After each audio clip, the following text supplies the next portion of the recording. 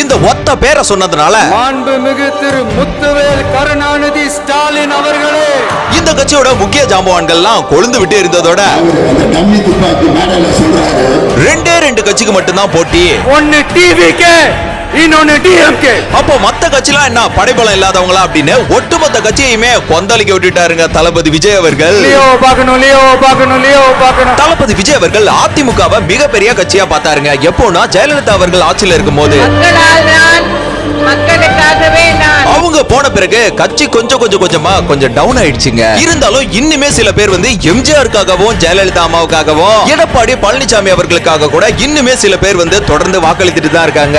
அதே போல ஜாதி கட்சிகளுக்கு ஜாதி சார்பான ஓட்டு, தமிழை காக்க வரும் சீமானுக்கு சில ஓட்டு என பல கட்சிகளுமே படைபலம் இருக்குது அப்படின்றத தொடர்ந்து நிரூபிச்சுட்டு தான் இருக்காங்க. இந்த சூழல்ல இவர் புதுசா அரசியல் கட்சி தொடங்கிட்டு எப்படிப்பா உடனே சிஎம் அவர் அப்படின்னு பல கட்சி தலைவர்களும் தொடர்ந்து சொல்லிட்டு தான் இருக்காங்க. அரசியல்னாலே வேற லெவல் தான்.